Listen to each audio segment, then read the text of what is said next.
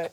Well, other than the turkey, nothing says Thanksgiving Day quite like football. This is the 88th year of the NFL's annual tradition, which kicks off with the Bills versus the Lions here on CBS. Joining us now to break it all down is Super Bowl champ Phil Simms. Two-time Super Bowl champ. Hello, break it down for me. The former quarterback is now host of CBS Sports NFL on CBS. Good morning, Phil. First up is Thanksgiving tradition, and we know this. The Lions are playing their 83rd annual game this year up against the Bills. Do they have a shot to pull off an upset? Well, yeah, first off, I'll just say this. You guys, it's Thanksgiving Day. It's in the morning. You're having way too much fun. You got to settle down a little bit. But True. You know, when you see this game, the Lions being at home, Thanksgiving Day, they've won 3 games in a row. Emotionally, they got to be really up. And, you know, I think the fans will be even into it more than usual because the Lions are showing some daylight here, winning some football games. But they are going Jared Goff. There's a good picture of Jared Goff, good-looking young guy, quarterback. He's playing really well. The offense, they put up points, they gain yards, all this, so it always gives them a chance. And they have struggled to hold on to leads in games late, and that's one of the reasons why their record is not as good as it should be. Phil, it's Vlad. Let's talk Giants and Cowboys. Both teams are having pretty good seasons, but let's specifically talk about the New York Football Giants, a team that you played for many years, your childhood idol of mine. Are they for real this year, Phil? You know, listen, the Giants are doing a great job. I'm not going to. Are they for real? Whatever. First off, thank you for the compliment. I didn't know I had any fans out there from my playing days, but Stop. That's okay. But yeah, listen, the Giants. I'm worried about a couple things today. They're going to play a Cowboy team. Usually, after you have big victories and everybody pats you on the back, you have a little bit of a letdown. Talking about the Dallas Cowboys, but they emotionally, it's so quick for them, and they needed to come back and beat the Minnesota Vikings because of the way they played the week before. I think the Giants are catching them at a really tough time. And also the Giants' offensive line a little beat up, wide receivers beat up, so there's a lot of obstacles to overcome for the New York Giants today. But, by the way, the couple good things.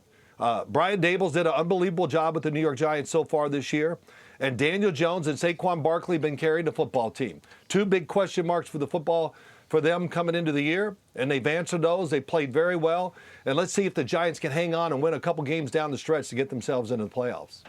And Phil, there's a third big game today folks will be watching. That's the Viking-Patriots game. It's been a decade since the Patriots played on Thanksgiving, and the Vikings are coming off this loss just from last weekend. So who are you picking here? Who has it? Do Bill Belichick's Patriots really stand a chance?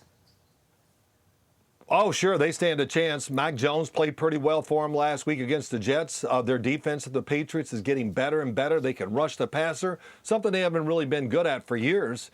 And you look on the other side, the Minnesota Vikings, oh my gosh. They got embarrassed by the Dallas Cowboys. So when you get embarrassed in the National Football League, the following week you listen to the coaches, you really do a lot of checks on yourself or whatever, and you pay attention, you're nervous, you're anxious, and all those things really work out in your favor. So I think the Patriots are going into a tough spot up there with that crowd, that team that was embarrassed by the Cowboys. It's going to be good, low scoring, I think, and I think the Minnesota Vikings will find a way to squeeze out a victory. Phil, no one knew Thanksgiving football quite like John Madden. I know there's a tribute to him. He passed away late last year. What was so special about him, and what are we going to miss the most? Well, one, his humor, his delivery. I mean, you know, his delivery was like nothing we've ever seen on TV as an analyst, and probably not see it again.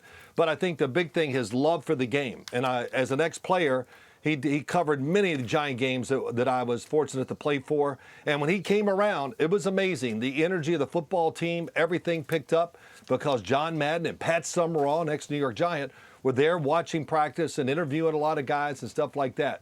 But all the traditions, all the ooh, bam, you know, all these words he would use, you know, people's noses are running. I'm not going to say how he would say it. And just what he brought it, and I think the fans really related to him, and it came out in his broadcast. So there's a lot of things we miss about John Madden. Yeah, he was real. Let's face it. Yeah, he was absolutely real. right. Absolutely right. Hey, Phil, one of our producers at the show, Matt Shelley, had a question about the New York Jets, but our senior broadcast producer in the control room, John Towers, telling me we are out of time. Sorry, Shelley.